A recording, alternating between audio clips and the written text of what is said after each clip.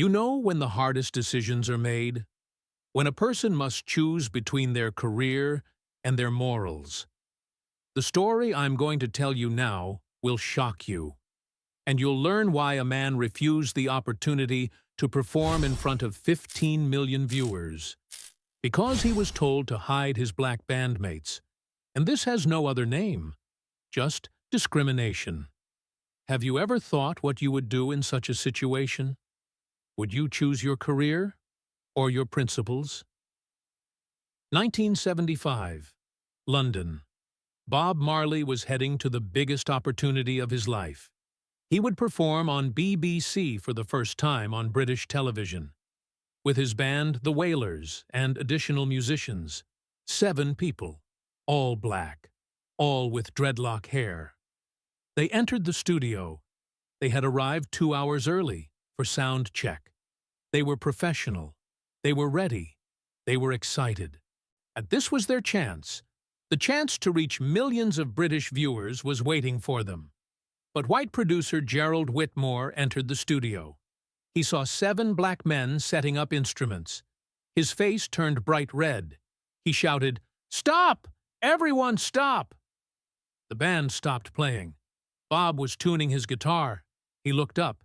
He asked calmly, "Is there a problem?" Gerald walked toward the stage. He said, "Yes, there's a problem.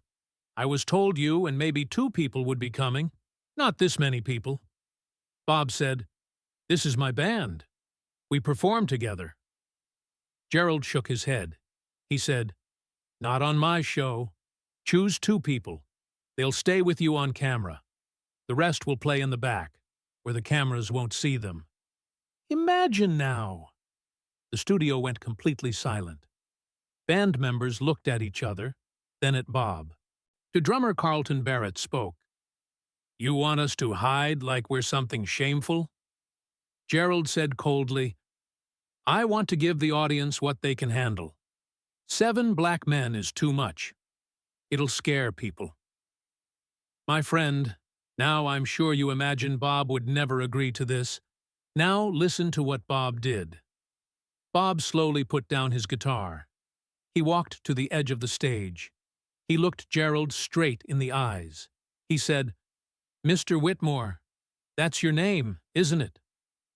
"It is," Gerald said. "Mr. Whitmore, I want to understand something. Are you saying my brothers are too black for British television?" Can you imagine how Gerald changed? Bob posed the question in such a way that he couldn't hide his racism. And Gerald said, "I'm saying let's give our audience the comfort they want." Bob asked, "By hiding black people?" Gerald answered, "By presenting artists in the most appealing format." Bob continued, "And you're saying black people aren't appealing?" Gerald's face reddened. He said, "I'm not going to have this argument. Either you choose 2 band members, or we cancel the whole performance." Bob slowly shook his head. He said, "Okay, let me ask a different question. What's the most popular band in Great Britain right now?" Gerald was confused by the change of subject. He said, "I suppose the Rolling Stones or—" Bob interrupted. "The Rolling Stones have 5 members, correct?" "Yes, but—" "Led Zeppelin has 4. The Who has 4. Pink Floyd has 4 or 5, depending on the tour." "Yes." Gerald understood where this conversation was going. "This is different," Gerald said. Bob simply asked, "Why?" "Because they—" Gerald stopped, realizing what he was about to say. Bob asked softly, "Because they're what, Mr. Whitmore?" Heavy silence. "Because they're white," Gerald said. The crew in the studio froze. No one confronted Gerald like this. He could end careers with 1 phone call. But Bob wasn't backing down. Gerald raised his voice. "This is about practical television, about camera angles, about stage appearance, and about what works visually." Bob asked, "So 7 white musicians work visually, but 7 black musicians don't?" Gerald was trapped. Every answer exposed his prejudice more clearly. He shouted, "I don't have time for this. Make your choice or leave. You have no other option." Bob turned toward his band. They were looking at him, waiting. Some looked angry. Some looked hurt. All were waiting for Bob's next move. Bob said, "Okay, I'll make my choice." Gerald relaxed a bit, thought he'd won. He said, "Good. And which two people are staying?" Bob said, "All of us, or none of us." Gerald's jaw dropped. "I don't understand." "What do you mean?" Bob said calmly, "You heard me. Either my whole band performs, or we all leave right now. No compromise. You get no compromise." Gerald threatened, "You'll lose this opportunity. You'll never appear on British television again. I'll make sure of it myself." Bob said, "Then so be it. But I won't ask my brothers to hide their faces so white audiences are comfortable. I won't tell them they're only acceptable in small doses. I won't participate in our own erasure." Carlton stood up from the drum kit. He said, "Bob, if you need to do this without us." Bob said firmly, "No." He didn't take his eyes off Gerald. "We're a band. Either we rise together, or we don't rise at all." The other band members stood up in solidarity. Gerald looked at them, his face purple with rage. He said, "You're making a big mistake." Bob said, "Maybe, but it's our mistake to make." Gerald ran toward his office. The band started packing up their equipment. Bob's manager, Don Taylor, pulled Bob aside. He said, "Bob, this could destroy our British success. This performance was supposed to reach 15 million people." Bob said, "I know, but what's the point of reaching 15 million people if we have to deny who we are to do it?" 20 minutes later, the band was loading their equipment into the van. Young BBC assistant producer Sarah Mitchell ran out. "Wait, please wait." The band stopped. Sarah said breathlessly, "Mr. Marley, can I speak with you?" Bob said, "Of course." Sarah looked around carefully, lowered her voice. She said, "What Mr. Whitmore did inside was wrong. Completely wrong. I want you to know, not everyone at the BBC thinks like that." Bob said, "Thank you, but that doesn't change the situation." Sarah said, "No, but it can change. Gerald Whitmore doesn't have the final word. He thinks he does, but he doesn't. Executive producer James Thornton has the final word. And James is actually a fan of your music. And he's the one who insisted on inviting you here." Bob's interest grew. "Where is this James?" "He's in a meeting now, but if you can wait 30 minutes, I can get him." Bob looked at his band. They were tired, nervous, angry. He asked, "What do you think? Wait 30 minutes?" Carlton said, "Yes, we can wait." Bob nodded to Sarah. "We'll wait." Sarah ran inside. The band sat on the sidewalk in front of the BBC building, instruments scattered around them. Passers-by stopped and stared at these dreadlocked men sitting on the sidewalk. Some recognized Bob and stopped to talk. Others just looked with suspicion or fear. Bob said quietly, "This is exactly what he meant." Bass guitarist Aston Barrett asked, "What did he mean?" "Gerald, when he said 7 black men would scare people. And look how they're looking at us now." The band looked around. Bob was right. White Londoners were crossing to the other side of the street to avoid passing them. Parents were pulling their children closer. Aston said, "We're not doing anything wrong. We're just sitting." Bob said, "That's exactly the point. We don't need to do anything wrong. Our existence is perceived as a threat." 25 minutes later, Sarah returned with a man in an expensive suit. "Mr. Marley, this is James Thornton, our executive producer." James extended his hand. Bob shook it. James said, "I understand there was an incident with Gerald Whitmore. These things happen too often. Bob confirmed. There was, I understand. James said, I apologize for his behavior, but I want to be honest. Gerald was speaking for himself, not for the BBC. Bob said. He seemed very confident he was speaking for the BBC. James sighed. Gerald's been with us a long time. He has certain outdated ideas, but his ideas don't dictate our programming decisions. Bob asked, So what are you saying? James said, I'm saying I want you and your entire band to perform on camera as planned. Bob studied James's face, looking for deception. Why the change? James simply said, Because Gerald was wrong. And more importantly, he was acting from fear. Fear of audience reaction, fear of change, fear of difference. I won't let fear dictate what art we show. Bob asked, What about Gerald?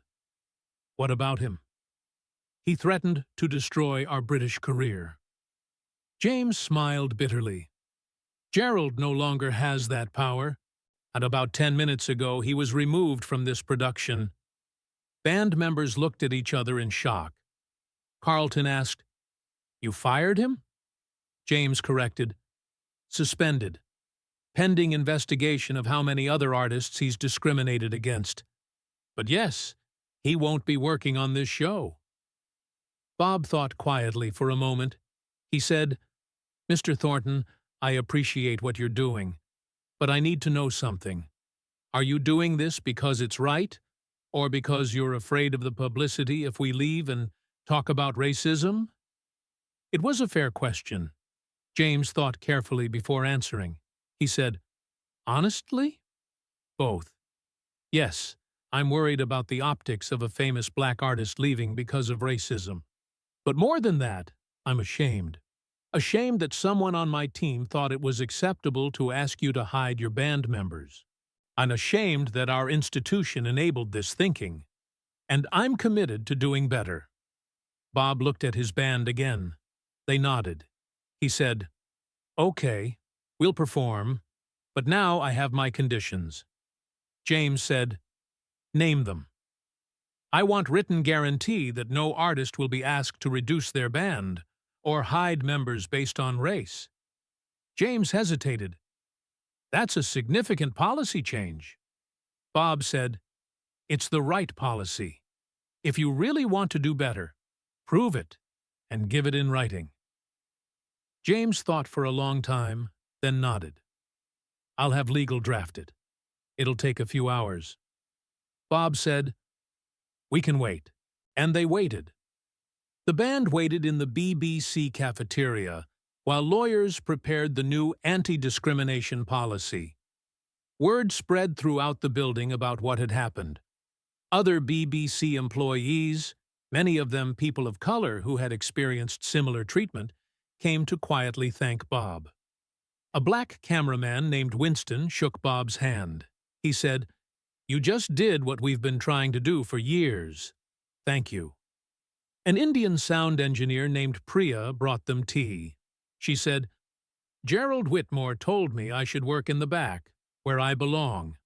Your standing up to him means more than you know. Bob listened to their stories.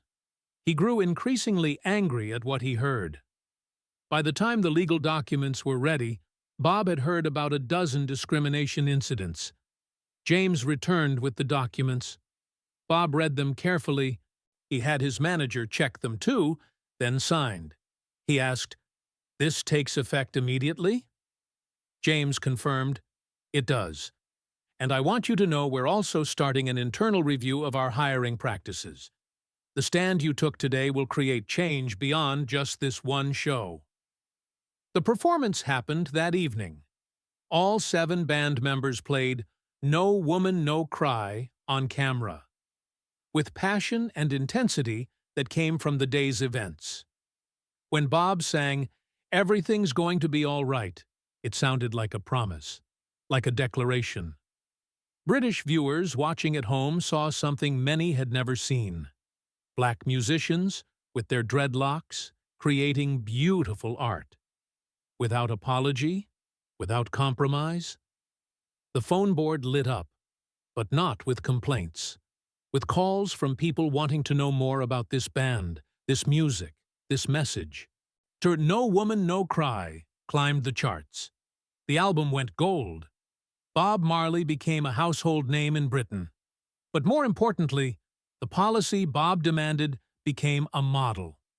Other networks adopted similar policies. Artist unions used it as a template.